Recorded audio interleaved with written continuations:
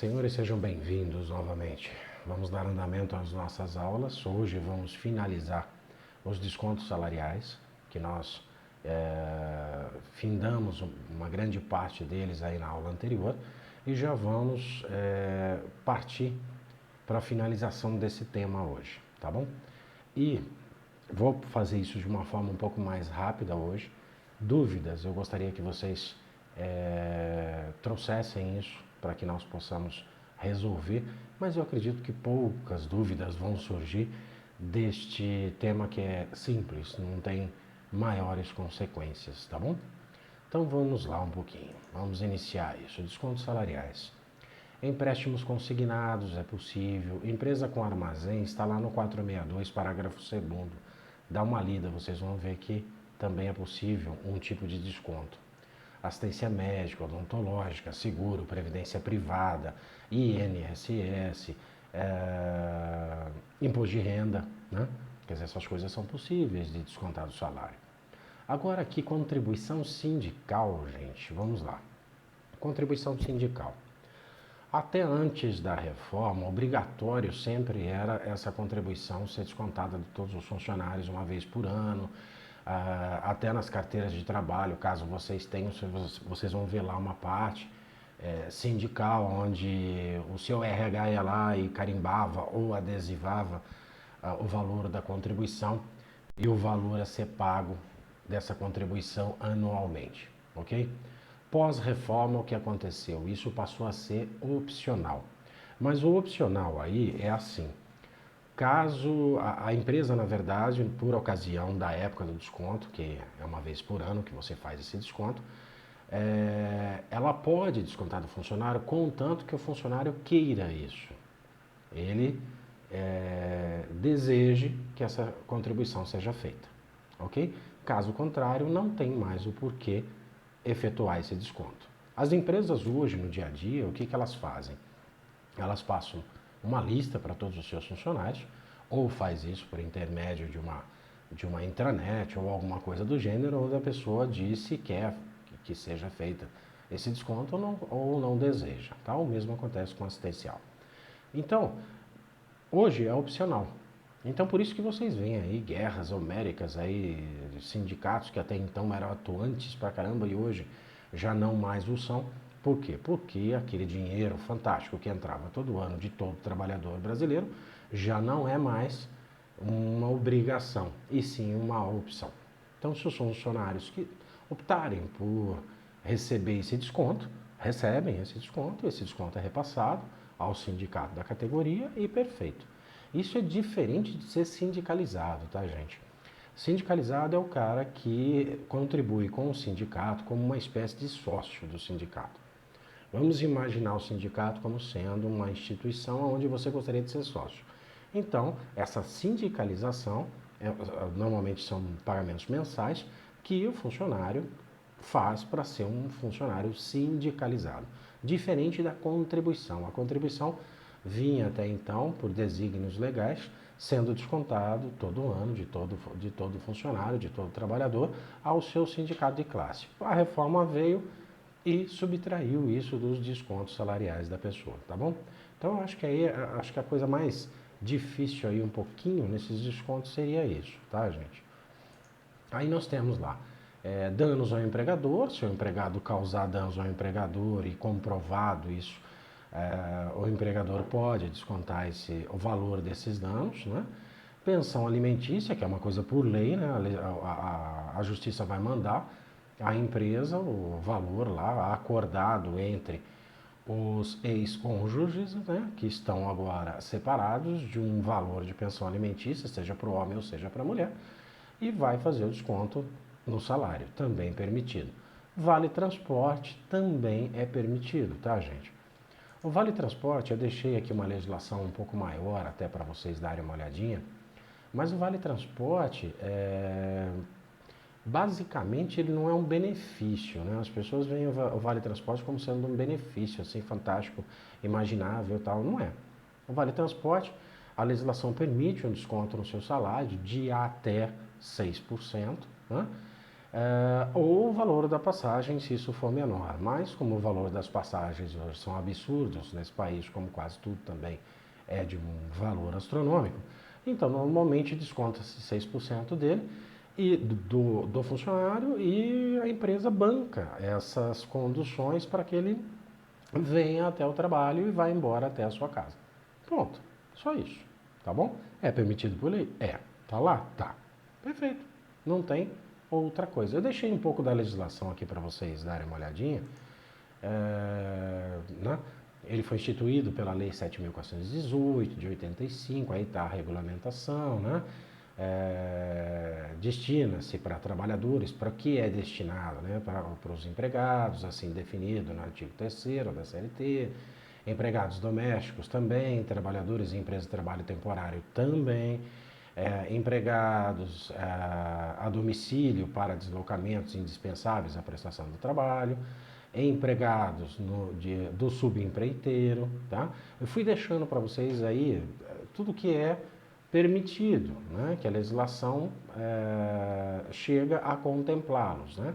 Atletas profissionais, né? Desculpa, medida provisória depois, né? Ordenamento jurídico possibilitando o pagamento do vale, retirou a possibilidade do pagamento. O pagamento do vale transporte não pode ser feito em dinheiro, tá, gente? Não pode. As pessoas aí acabam fazendo, patrões sempre fazendo as artes que eles adoram, né? Eles gostam de fazer isso em dinheiro, mas não é permitido, tá? Vale transporte, você tem que dar o vale transporte pro cara. Por quê? Porque funcionário, gente, é ser humano. O ser humano é sempre complicado. Então, se você der o dinheiro para ele, o que ele vai fazer? Ele vai usar esse dinheiro para uma outra coisa. Então, provavelmente, ele vai pegar esse valor do vale transporte, vai comprar uma alimentação, ou se ele jovem, né, se for jovem, vai sair para balada, vai tomar uma ceva com um dinheiro, aí ele não tem como fazer para vir trabalhar. E aí o que acontece é aquele funcionário que na segunda-feira pela manhã chega no Recursos Humanos e fala assim, olha, eu acabei gastando o vale transporte, né?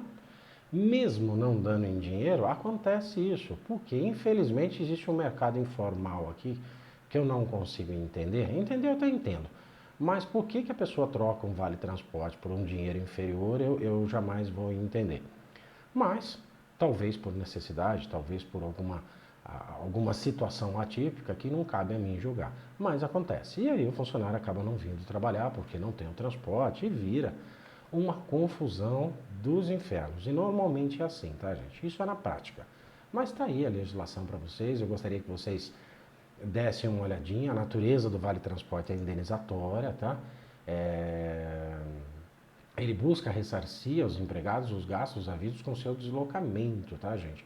Então é eminentemente indenizatória. Vale transporte não é grátis, como eu já disse para vocês, a norma prevê que o empregado participa dos gastos, o valor aí que exceder a 6% é por parte da empresa, não tem jeito. Os 6% o empregado paga, tá bom? Aí eu coloquei um ônus da prova, quem cabe, para vocês terem isso guardado, né? Vale transporte íntegra do rol das parcelas enumeradas, era no pagamento em espécie do vale transporte, não implica na conversão de sua natureza indenizatória para salarial. Quando, né, alguma situação acontece de se pagar esse vale transporte em pecúnia, que certo não é, mas acontece, ele não perde esse caráter indenizatório de nenhuma forma, tá bom? Então deixei aí para vocês esse contexto do Vale Transporte, esses descontos que são permitidos aí no salário da pessoa, né? E eu acho que com isso nós conseguimos finalizar aquela aula anterior, né? Então, nós estamos numa caminhada. Eu iria partir hoje para um encerramento de contrato de trabalho, tipos de rescisão e etc.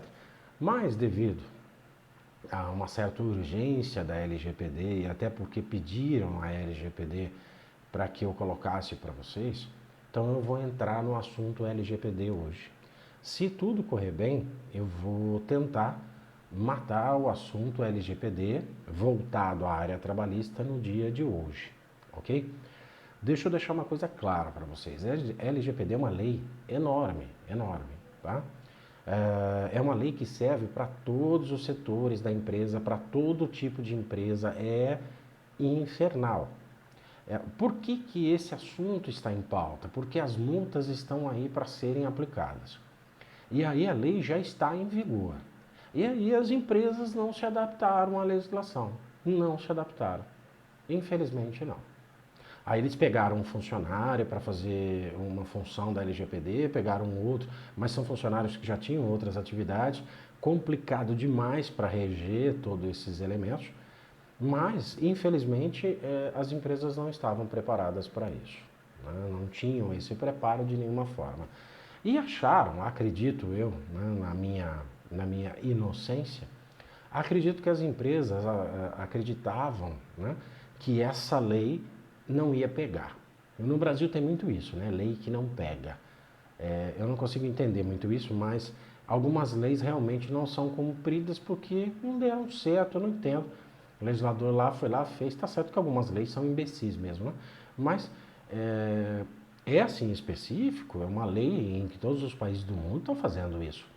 Por quê? É o tratamento dos seus dos dados seus, consumidor, funcionário, terceirizado, você admitido, você demitido, ok?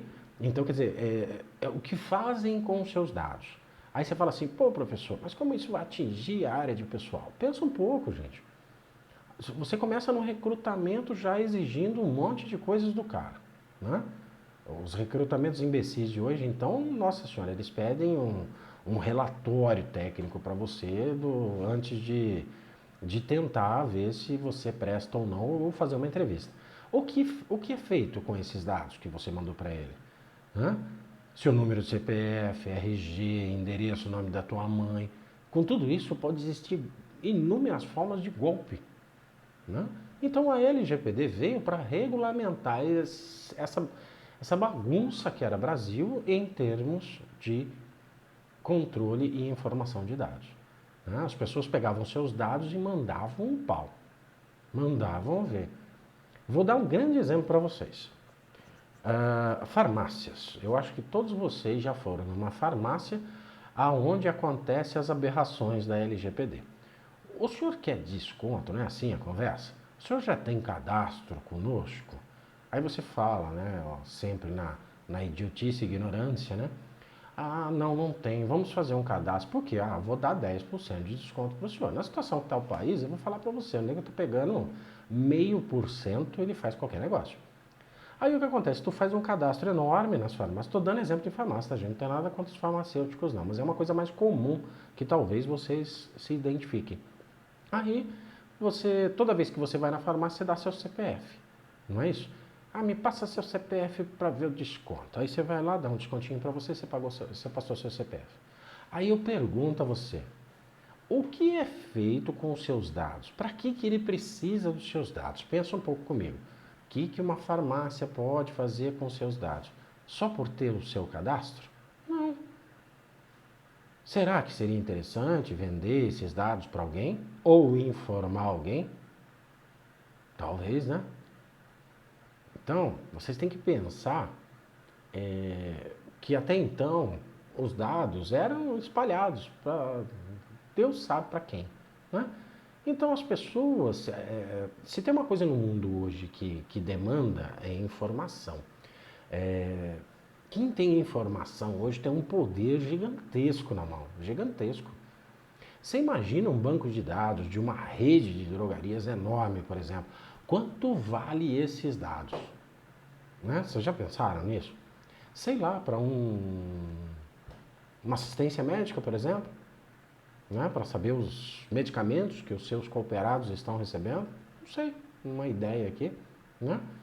Para pessoas, né, que queiram atingir, sei lá, um público de uma faixa etária X, poxa, uma rede se tem uma coisa gigantesca, são essas drogarias. Imagina quantos clientes eles têm, das mais variadas faixas etárias possíveis, nos mais variados endereços possíveis, e todo mundo quer vender alguma coisa para você, cara. Então, o que acontece? Esses dados podem ser mal utilizados, não estou dizendo que é, ou que são, tá? Mas pode acontecer. E aí o que acontece? Veio a legislação da LGPD, uma lei grandona, tá?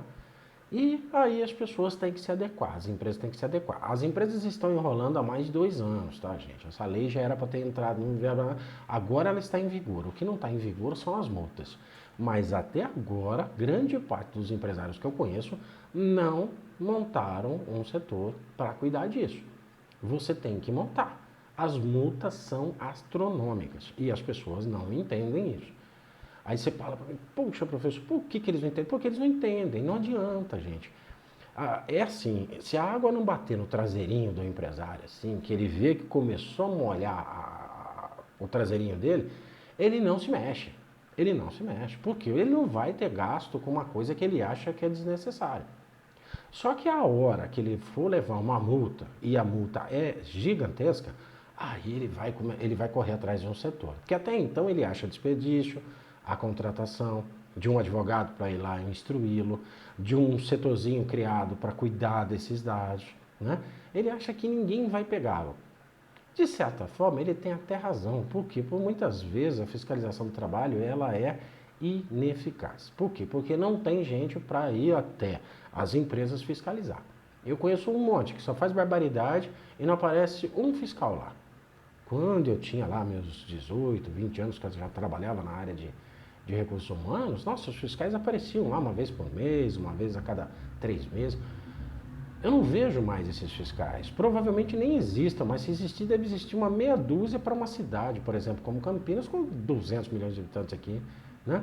Quer dizer, é gente para cada 200 milhões de habitantes, né? Então, é uma coisa assim absurda, absurda. Então, quer dizer, aí as pessoas começam a fazer essa sacanagem. Mas o que acontece? Vai chegar uma hora que vai pegar e vai derrubar, tá bom? Então, vamos iniciar isso. Eu vou iniciar... para nós estudarmos isso, vários autores trabalham isso de formas bem interessantes. Mas eu gosto muito do Ricardo Calcini, ele é mestre em Direito pela PUC, é um cara muito bom e ele é extremamente conciso em escrever, escreveu vários livros da área trabalhista, tem sistemas, eu sigo aí diretamente no LinkedIn. Pedi permissão a ele, inclusive, para usar o artigo, né, de sua autoria, para que eu conseguisse passar para vocês isso de uma forma mais simples. Depois de passar pelo artigo do Ricardo, aí nós vamos passar para a legislação e vamos ver a legislação, os artigos ali para vocês entenderem como é formular isso. Mas o artigo do Dr. Ricardo, ele é extremamente de fácil entendimento. Então ele é legal para nós iniciarmos e pensarmos na LGPD, pensarmos nisso na área de trabalhista, que é onde com certeza vão tentar pegar vocês na prova da OAB. Com toda certeza é uma legislação nova, ela está em vigor e já está caindo, a possibilidade de cair na sua prova é muito grande, né? Por quê? Porque é novidade. Por que novidade, professor? Porque a OAB adora a novidade. Apareceu novidade, ela vai tentar te pegar. Então vamos por esse primeiro aspecto, que é o artigo do Dr. Ricardo. Vamos passo a passo para vocês irem entendendo esse artigo e daí para frente depois nós vamos partir para a legislação e vocês vão começar a entender o funcionamento da LGPD, a formatação disso dentro da empresa, tá bom? Então vamos iniciar aqui com o artigo do Dr. Ricardo. Senhores, então vamos lá. A LGPD é a Lei 13.709 de 2018. 2018, tá, gente? Esse artigo é do Ricardo Calcini, né, o Dr. Ricardo. Ele é mestre de Direito pela PUC São Paulo, professor de pós-graduação, inclusive, de Direito do Trabalho na FMU. É um cara extremamente bom, tá, gente? Então vamos pegar o artigo dele para nós começarmos a entender tudo isso. A LGPD dispõe sobre o tratamento de dados pessoais por pessoa natural ou jurídica, de direito público ou privado, com o intuito de proteger os direitos fundamentais de liberdade e de privacidade dos cidadãos. O objetivo da nova legislação é trazer segurança jurídica aos atores envolvidos no mundo da coleta, armazenamento e uso de dados, digitais ou não, e ainda estabelecer regras de proteção de dados e critérios do tratamento desses dados pessoais. Ok, gente? O objetivo da legislação é o quê? É o que nós falamos agora mesmo, é a segurança dos seus dados. É isso que a legislação quer, tá? Trocando em miúdos aqui, é exatamente isso daí. Então, o que ela vai fazer? Proteger seus dados. Qual a relevância dessa proteção? Vamos lá. A relevância da proteção dos dados no meio ambiente do trabalho. Lembre-se que nós estamos focando aqui, o artigo do Dr. Ricardo foca a legislação trabalhista. Inegável que as regras advindas da LGPD impõem ao empregador responsabilidade civil, uma vez que desde a fase pré-contratual até pós a rescisão de contrato de trabalho, o empregador é quem armazena, tem acesso e guarda os dados pessoais fornecidos pelos trabalhadores. Esta responsabilidade não se restringe à documentação pessoal de identificação dos trabalhadores, mas se entende ao monitoramento de correspondências eletrônicas, a captura de imagem dos trabalhadores no local de trabalho, as chamadas em sistemas de videoconferência, ao registro biométrico da jornada de trabalho, dentre outros. Gente, deu para entender o tamanho da encrenca que é somente na área trabalhista? Então, por exemplo, vou dar uma ideia para vocês. Tudo na LGPD precisa do consentimento do funcionário. Supondo que dentro dessa empresa existam câmeras de segurança, perfeito? Essas câmeras de segurança estão lá para a segurança da empresa, lógico, né? Mas elas estão filmando você todos os dias. Você tem que consentir com isso expressamente. Se você não deixar ser filmado, você não vai ser filmado. Por quê? Porque a sua imagem está ali passeando para um lado para o outro e você não sabe onde vai parar essa imagem. Deu para entender, gente? E no seu consentimento, vocês vão ver isso na lei depois, tem que ser um consentimento expresso, ou seja, estou deixando vocês utilizarem a minha imagem por um período X até que isso seja apagado por motivos de segurança, ponto. Tem que deixar claro o porquê, como e onde, em linguagem fácil, para que a pessoa entenda. Ou seja, só dei um exemplo para vocês de filmagem. Mas e os dados? Quando você foi entrevistado, o que fizeram com o seu currículo? Jogaram ali no lixo para todo mundo ler mais tarde? Não, não pode mais, não dá mais. Deu para entender? Então são vários setores aí da empresa aonde nós vamos ter aí enormes problemas para você tentar regulamentar isso de alguma forma, tá bom? Perdão. Vamos agora ver a pré-contratual. O que é pré-contratual, gente? Proteção de dados na etapa pré-contratual.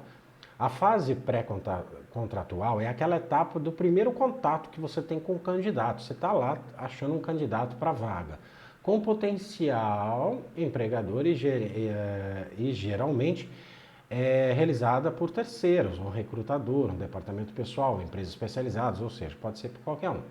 Nessa fase, há a disponibilização da vaga, que é a análise do currículo do indivíduo, entrevistas e posterior escolha do candidato selecionado. Acho que até aí ninguém tem nenhuma dúvida, né? Naturalmente, os procedimentos preliminares a um contrato de trabalho legitimam o acesso dos dados pessoais do candidato. Logo, a partir do anúncio de um emprego, devendo o empregador se ater a estritamente necessário para o exercício da função a ser contratada. Em outras palavras, o empregador pode solicitar ao empregado o nome completo, data de nascimento, estado civil, escolaridade, número de CPF, filiação, numeração de RG, endereço de domicílio, contato telefônico, e-mail pessoal, corporativo, IP do computador e etc. Né? Então, o que acontece, gente? É aquela fase. Hoje está muito eletrônica as coisas, vocês já viram que eu já questionei isso em várias aulas, vou questionar de novo, vou questionar isso até morrer, tá? Porque eu acho um absurdo o jeito que as pessoas contratam hoje. Se você, por exemplo, você entra numa rede social, um LinkedIn da vida, você entrou, você está disponível ao emprego, tá, beleza. Então começa a cair na sua caixa de e-mails vários empregos que parecem ser aquilo que você deseja. Aí você clica, você vai tentar se candidatar a uma vaga específica. Quando você clica, você vai para uma vaga, aí tá lá a descrição da vaga, tudo que ela deseja de você, né? Que você fale mandarim assim, de forma fantástica, que você tenha o latim na ponta da língua, português nem se fala, não precisa nem falar, né? Você tem que ter um português exemplar. O inglês, então, ele tem que ser falado, dito, cantado, né? Recitado, sei lá mais o que eles colocam hoje, né? E tudo isso lá, pedindo as descrições da vaga. Com tudo isso, você está coletando dados das pessoas que estão se candidatando. Aí aparece sempre um contratinho, vamos falar assim, né? Que nem um spam que aparece na sua telinha. Olha, nós temos os nossos regulamentos, fazemos observância dos seus dados, lá, lá, lá. Se você quiser continuar, clique aqui em OK. Aí você vai lá e dá OK. Beleza, é um contrato de adesão, gente. Quem é que leu aquela desgraça? Ninguém leu aquilo, né? Somente isso não vai resolver o problema das empresas, mas as empresas acham que resolve. Não resolve. Os advogados vão lá tentar defender, olha lá, mas estava lá, ele aceitou, dane-se que ele aceitou. Não é desse jeito. Tem que ser em linguagem simples, a pessoa tem que entender o que vai fazer com meus dados depois que eu não fui escolhido ou que eu fui escolhido para ser empregado. Essa é a pergunta. O que é que vão fazer com os meus dados? Você tem que destruir os dados do cara que você não vai usar. Ah, eu adoro guardar coisa. Tem uns caras de RH que é assim, né? Eles parecem acumuladores. Eles fazem estoque de currículo, seja em arquivo ou seja em papel. Não importa, nenhum dos dois hoje você pode mais ficar guardando, meu irmão. Se gostou de algum candidato, por alguma razão, chama para entrevista. Não deu certo, beleza. Depois você faz uma outra seleção. Tá? Mas os dados das pessoas não podem ser armazenados hoje sem o consentimento dela. E sem ela saber para que você está usando. Muitas vezes vocês vão fazer cadastros de um monte de coisa. Né? Você entrou na internet, é cadastro para tudo, né? Para você entrar numa rede social, para você, sei lá, fazer parte de um grupo de pessoas, ou sei lá o quê. Mas tudo isso, tudo é cadastro, sempre é cadastro, pode ver. Por quê? Porque isso é dinheiro, gente. As pessoas vendem os seus dados. As pessoas utilizam os seus dados até mesmo como má fé. Quantas vezes e quantas pessoas eu conheço que já chegaram no meu escritório que tem boletos emitidos no nome deles que eles nunca compraram na loja, né? Mas por quê? Porque alguém pegou o número do cartão dele, alguém sabia o endereço dele, alguém tinha o nome da mãe, o nome do pai, o nome dele completo, o nome da mulher, das crianças, do filho, até a roupa que ele gosta. Por que você acha que você entra num site de busca, por exemplo, e aparece o produto que você estava imaginando? É mágica? Não é, meu irmão. Por quê? Porque seus dados foram utilizados. E hoje não pode mais ser essa bagunça. Por quê? Porque tem uma lei. Por quê? Porque vai ter uma multa. É isso. E as pessoas não entenderam isso ainda. Infelizmente não entenderam. Mas vão entender. Porque a hora que as sanções começarem a surgir e as multas enormes começarem a ser empregadas, as pessoas vão acordar e vão ter que fazer alguma coisa. Tem clientes meus que vêm e conversam comigo sobre LGPD como se esse negócio fosse uma sigla, assim, que só Deus sabe para que serve. Então, parem, pelo amor de Deus, se você é empresário e está me assistindo, faça a coisa certa. Monte um setor de LGPD, faça direitinho, trate os dados dos seus funcionários de forma correta, para evitar futuros processos, futuras indenizações e futuras multas. Com toda certeza, a hora que começar vai ser uma chuva de multas. Aí todo mundo vai vir, professor, pelo amor de Deus, me ajuda a montar. Eu não sou mágico, não consigo montar essas coisas da noite pro dia. Sabe, ninguém consegue. Então, você tem que fazer as coisas acontecerem enquanto você tem tempo. Já passou do tempo das empresas fazerem, mas continuam fazendo besteira, tá? Então, só um desabafo, peço desculpas, mas por quê? Porque eu não consigo entender por que o brasileiro é assim, é sempre na última hora tudo. Vai gostar de fila assim no inferno, né? Tudo tem que ser na última hora. Amanhã eu faço, amanhã não existe, meu irmão. Sabe? Algum dia eu faço, não existe esse tempo, algum dia, faça logo. Resolva o problema, você vai ser multado, vai ter problema. Por quê? Porque as pessoas vão te processar, o fiscal não vai aparecer lá? Não vai. Mas o cara que descobriu que você está usando o dado dele por uma outra razão, e mesmo um funcionário, um ex-funcionário, vai meter um processo. E aí acontece o quê? Rolo e encrenca, é aquela choradeira do inferno. Então, previnam-se, façam as coisas antes, evita assim, enormes problemas. Então, ainda na fase preliminar, é proibida a coleta de dados sensíveis. Tem muito esse lance nessa lei dos sensíveis, tá, gente? Que possam gerar qualquer critério discriminatório entre os candidatos, de modo que é de suma importância que o empregador avalie quais serão os dados requeridos ao candidato para que não haja descumprimento dessas normas. Neste contexto, a recomendação jurídica é a adoção do princípio da minimização da coleta de dados, que consiste em você solicitar a menor quantidade possível de dados de forma a reduzir os riscos de você ser processado, cara. Não tem outro jeito, tá? Outra recomendação importante é a elaboração de um documento em que o candidato faça sua anuência ali, né, seu consentimento expresso acerca da coleta e utilização dos dados pela aí pretensa contratante. Necessário revisar o procedimento e formulários de coleta de dados, adequando sempre aos requisitos e princípios da LGPD, ok? Não é raro que os empregadores armazenem em pasta física do funcionário contendo o currículo, apontamentos escritos à mão e coletados até mesmo no momento da entrevista lá pelo entrevistador. Esse tipo de armazenamento não é recomendável, porque aumenta a responsabilidade do empregador quanto a respeito da LGPD, dos dados. Por quê? Porque você está acumulando dados que não são necessários. Aqui, o doutor Ricardo colocou bem. Porque acontece da seguinte forma: eu faço um recrutamento de seleção, eu peço 1 milhão de coisas que eu não preciso, né? Se eu preciso do engenheiro, eu preciso que ele tenha, né, o diploma de engenharia, que ele tenha lá a sua atividade liberada pelo seu sindicato de classe, que ele possa estar exercendo a sua função legitimamente, que ele seja lúcido, que ele seja, sei lá, o que, né? Bom no que ele faz, tá? Pronto, perfeito, vamos lá, vamos trazer para entrevista, vamos ver se o cara tem uma personalidade legal, que serve para o lugar que ele vai, mas você não pode colocar num primeiro convite, por exemplo, né, lá no seu anúncio de emprego, que você deseja, como aconteceu aqui, eu não me lembro agora a cidade, me fugiu o nome, que uma empregadora colocou lá que só aceitava a empregada após ter sido picada 2 vezes aí pelo imunizante, né? Ou seja, você está discriminando as pessoas que não tomam? Por que isso? Né? É a mesma coisa que eu colocar lá. Eu gostaria de uma funcionária na cor branca, né? Cabelos loiros, de olhos azuis, né?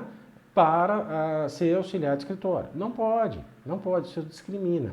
E muitos dados aqui, eu fiz uma aberração aqui na minha explanação, mas muitos dados sensíveis, as pessoas, sabe, não estão nem aí. Os RHs, eu trabalhei muitos anos nisso, nós tínhamos arquivos gigantescos, né?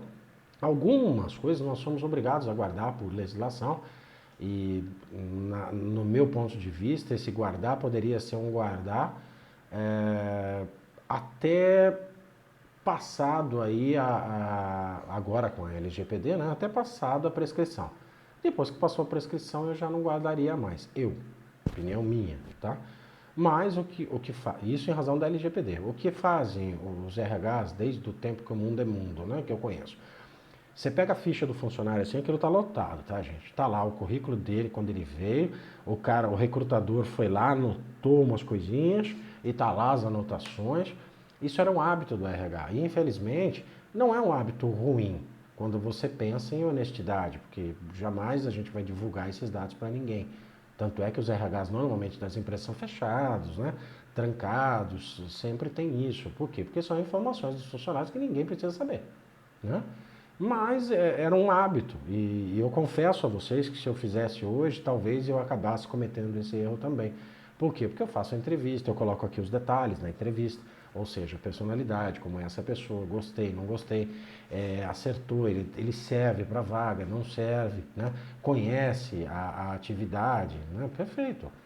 Agora, você não pode colocar dados sensíveis ali das pessoas que possam ser utilizados de outra forma. Então, agora, quanto menos informação tiver guardada ali do funcionário, melhor, tá? Então, área de departamento pessoal, se atente a isso, tá? Sem isso, já vai dar uma encrenca enorme. O empregador deve ter cautela e impedir informações pretéritas ao candidato, pois a não discriminação é um dos pilares da LGPD, tá, gente? E tem sido objeto de proibição pela Justiça do Trabalho já há tempos aí. Então, artigo 5º, dá uma olhadinha, né? Apesar disso, essa regra comporta exceções. Solicitar atestado de antecedentes criminais é obrigatório para quem trabalha na função de vigilante. Deixa eu explicar um pouco para vocês. Antigamente, quase todos os recursos humanos, juntamente com o seu recrutamento e seleção, tinha uma certa mania que os empresários sempre tiveram, né? Puxa a capivara, é assim que eles falavam, tá? Puxa a capivara de fulano. O que ele quer dizer com a capivara de fulano? Era essa expressão, infelizmente. Era para você fazer um atestado de antecedentes criminais do indivíduo para ver se ele não era bandido ou não, tá? Isso é discriminatório, não pode, você não pode fazer. Mas existe uma função em que isso é necessário, que é a função de vigilante, perfeito? Então, isso ali é necessário e não é discriminatório. Por quê? Porque eu não posso colocar um cara para vigiar um negócio se ele tem antecedente. Então é difícil, depende do antecedente dele também. Não que você não possa dar uma segunda chance, mas é obrigatório para esse tipo de atividade, essa situação. Então você solicita antecedentes criminais, né, para quem trabalha na função de vigilante. Tá lá, artigo 12, 16, 6º da Lei 7.102 de 1983. E o artigo 4º, né, primeiro da Lei 10.826 de 2003, tá bom? Então existe uma legislação que permite você fazer isso. Então não é considerado dado sensível neste caso específico. Pode ser uma pegadinha? Pode, não sei, né? Pode ser, mas se for, vocês já sabem. No caso de uma entrevista ser realizada por videoconferência, vai vendo até onde vai esse negócio. Recomenda-se a adoção de cuidados com o armazenamento do vídeo gravado, em razão da possibilidade de conter inúmeros dados sensíveis. Não menos importante é o procedimento a ser adotado no caso de candidatos que forem dispensados da vaga. Deve haver uma organização com estipulação de prazo de manutenção da documentação e para o descarte de currículos do banco de dados. É o artigo 5º da LGPD, tá, gente? Nós vamos ver lá o artigo 5º, desculpa. A mesma regra vale para o compartilhamento de currículos com outros possíveis empregadores, caso em que o titular dos dados pessoais precise saber o anuir expressamente.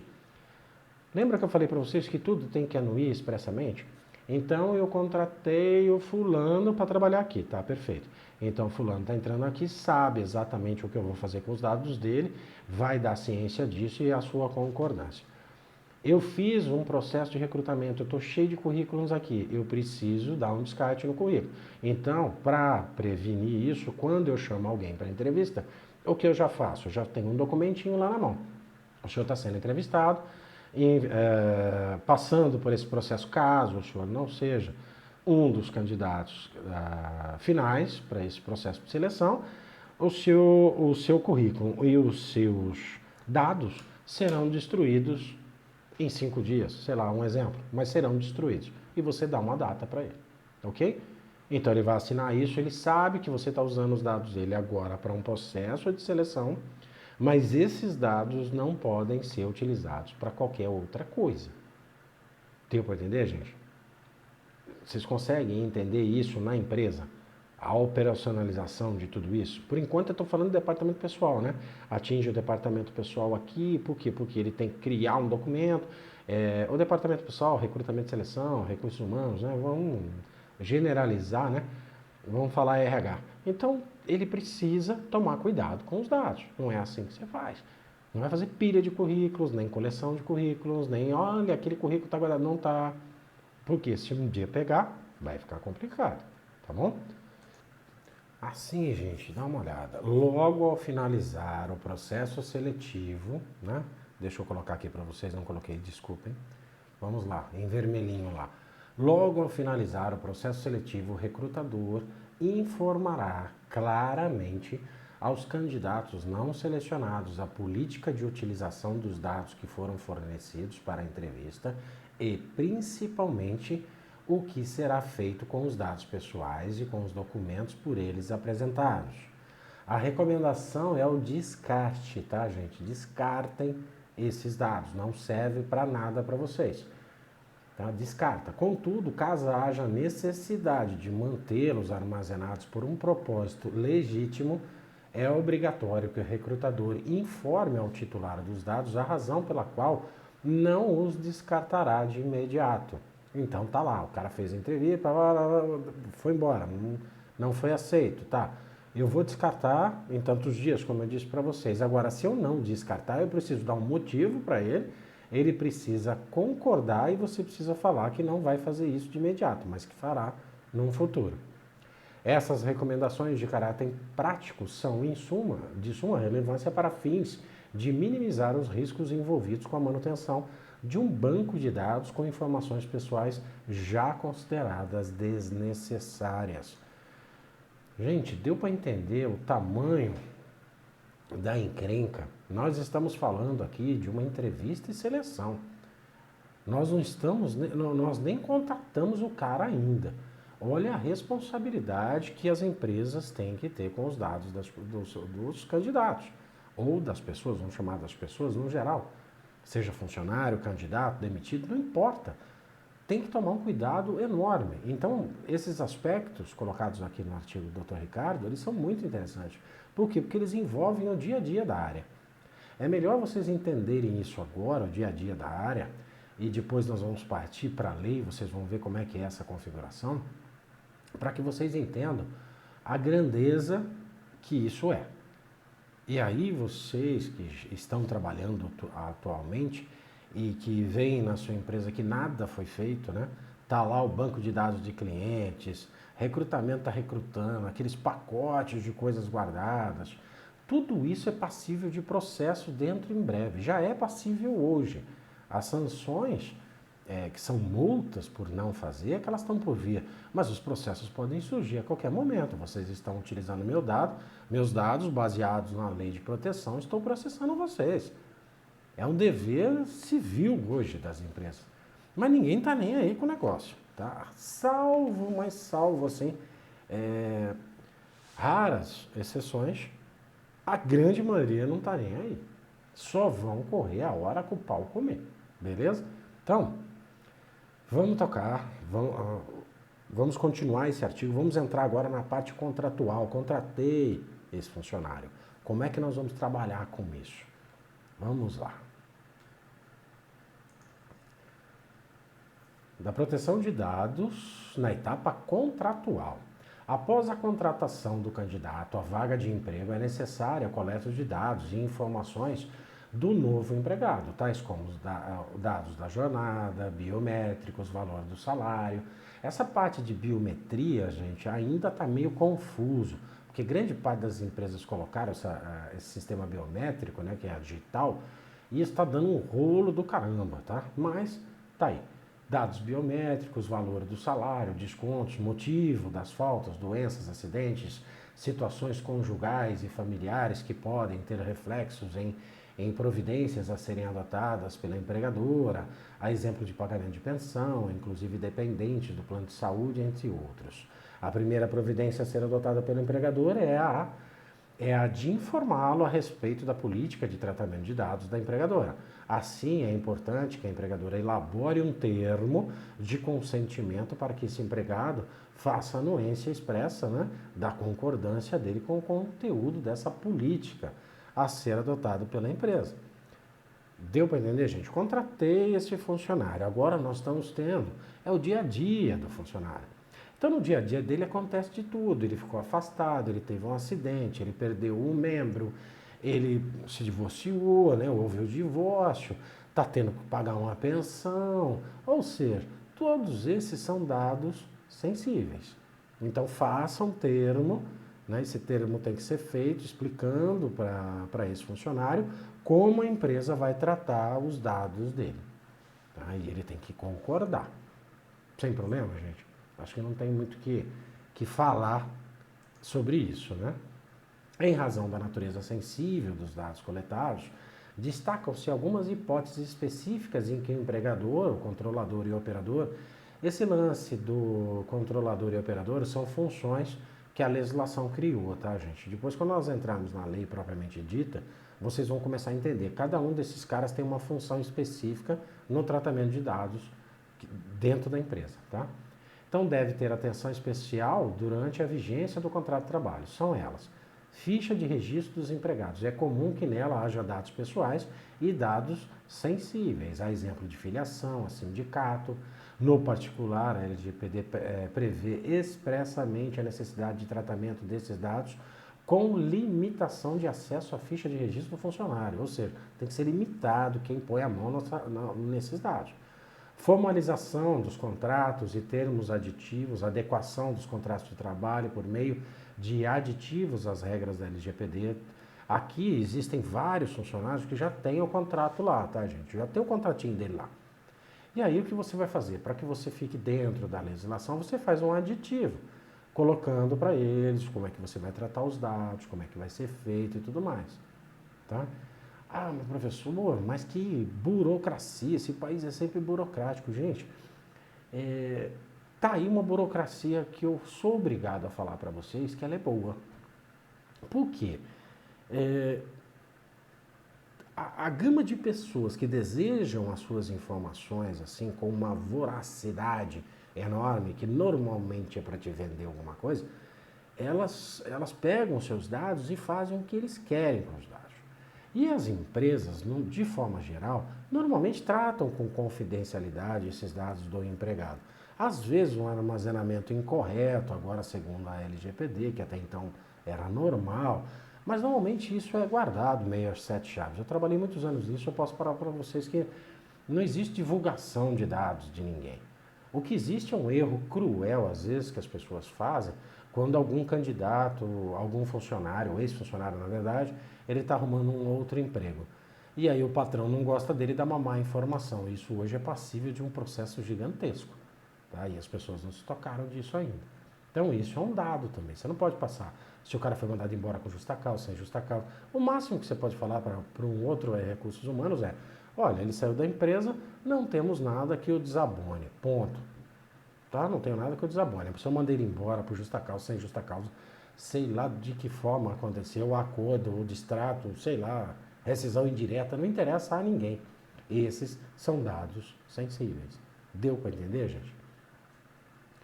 Realização de exames periódicos é uma outra coisa interessante. A realização de exames de avaliação clínica são previstos na legislação em vigor. Contudo, não podem ser solicitados exames que possam expor a saúde do trabalhador a fim de causar discriminação. Por exemplo, um exame de HIV, gravidez, câncer, tá? Acontece muito também, infelizmente, ainda até nos dias de hoje, que os empregadores queiram fazer exame de gravidez em tudo que é mulher que aparece para trabalhar na empresa. Porque ele fala assim: nossa, ela vai ficar grávida, ela vai me dar prejuízo, vai passar meses fora da empresa e eu estou ferrado, né? Então, não pode. Na prática acontece? Acontece. Tem muitos que fazem isso, tá?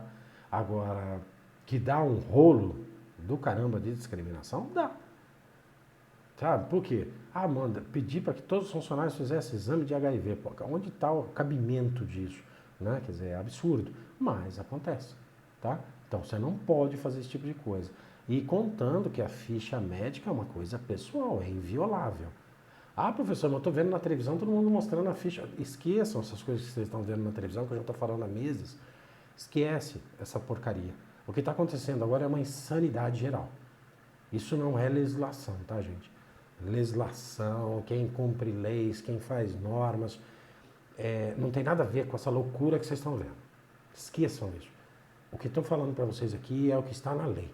Não é uma lei inventada, não caiu do Papai Noel, não veio da mente brilhante de alguém, então é o normal, é a legislação.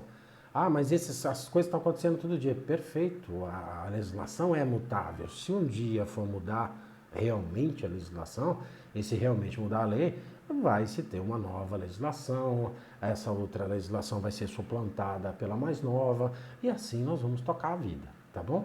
Mas nesse momento, esqueçam essas coisas que vocês estão vendo em televisão, principalmente TV aberta, né? Esqueçam as loucuras e se atentem a isso. No exame de vocês vai cair o que está aqui, tá? É o que está na lei. Não tem nada a ver com essas aberrações loucas que acontecem todos os dias. Tá? É melhor nem ver essas coisas porque desaprende. Aliás, eu nem sei se existe essa palavra, mas dentro de um contexto, eu tenho vergonha de ter feito tantos anos de universidade, me especializado pra caramba, para ver o que eu vejo hoje, sabe, dentro dessa política louca, sabe? Então, esqueçam isso. Vamos para a legislação, tá bom? Outra coisa interessante, recebimento de atestados, tá, gente? Embora não seja obrigatório o preenchimento do CID, no atestado médico, caso haja identificação da doença e o motivo do afastamento da LGPD, considera essas informações sensíveis. Então, aquele CID que está lá, o tipo de doença que vem no atestado médico, que é um númerozinho que é colocado no seu atestado médico, ele é dado sensível. Portanto, eles vão precisar de uma política de tratamento quanto a isso. Você não pode ficar cheio lá e passar esse atestado para Deus e todo mundo. Ah, o supervisor pegou o atestado, o supervisor de produção pegou, passou para o gerente, passou para não sei quem, acabou, não tem isso mais não. Vai entregar o atestado no Recursos Humanos, ponto. Só Recursos Humanos vai ter acesso a esse negócio. Compartilhamento de dados com seguradoras, plano de saúde, entidades sindicais, de acordo com os ditames da LGPD, com o compartilhamento desses dados precisará de autorização expressa do titular, principalmente quando se tratar de dados de familiares e terceiros. A exceção ocorrerá quando essas informações decorrerem de pedido judicial. Só se houver um pedido judicial. Caso contrário, você não pode estar colocando dados das pessoas sem a permissão dela. Principalmente para plano de saúde, entidades, sindicatos, sei lá mais o que, né? A exceção ocorrerá quando essas informações decorrerem de pedido judicial, de texto de lei, se existir uma lei, ou para fins de dados de estatística do governo. Tá? Às vezes é uma obrigação que o governo te faz passar mensalmente a ele. Tá? A regra geral prevista na LGPD é de que os dados pessoais sensíveis do empregado não podem ser disponibilizados a terceiros sob pena de acarretar uma importunação, um prejuízo ou até discriminação a justificar uma indenização reparatória. Sem embargo, existem dados que constam nos modelos de livros, fichas de registro de empregados, mas que podem ser perfeitamente dispensados, a exemplo de filiação, exceto se os pais forem dependentes por imposto de renda, aí é uma outra situação, da mesma atuada, ou seja, no mesmo contexto, a informação da qualificação dos filhos, para que você vai precisar disso, né? Pode ser importante, às vezes, para uma habilitação do salário família perante o INSS, a idade da criança, né? Em tais hipóteses, há uma obrigação legal que legitima a empregadora no fornecimento de informações a terceiros. Às vezes acontece que o governo precisa de algumas informações e que você é obrigado a passar. Mas aí é uma outra situação. Existe uma lei que determina isso, existe um procedimento que você tem que fazer. Aí você fala assim, nossa professor, mas tanta coisa, será que acontece mesmo? Eu não sei se vocês já tiveram na família de vocês um exemplo que eu vou dar para vocês. Alguém que acabou de aposentar, por exemplo. Esses dias eu fiz várias aposentadorias e uma delas foi de uma pessoa próxima a mim. Eu fiz a aposentadoria, ela ficou feliz da vida, passou, a aposentadoria saiu, tudo bonitinho, né? Isso só para exemplificar para vocês. A aposentadoria lá, ela estava toda feliz que aposentou, né? Depois de tantos anos de trabalho, conseguiu lá a sua aposentadoria.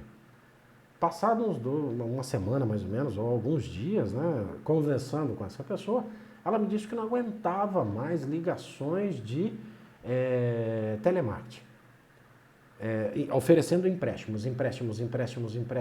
Era uma sessão. Eu estava do lado dela, assim, o telefone não parava de tocar. Então tocava-se compulsivamente. Você bloqueava os números, ia bloqueando e não vencia.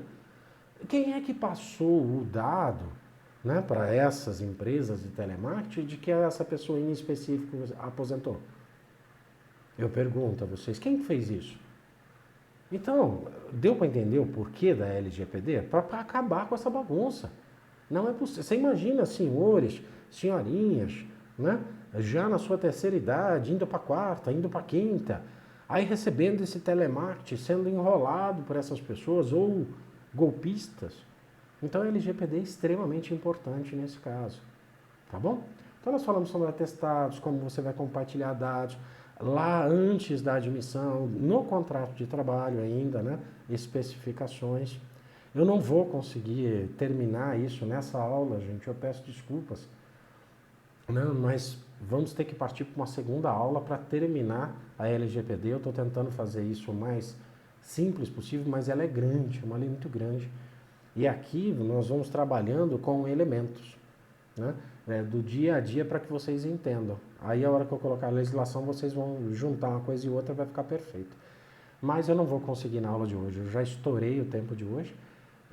Agradeço imensamente que todos vocês ficaram aí, me aguentaram aí por mais de 50 minutos.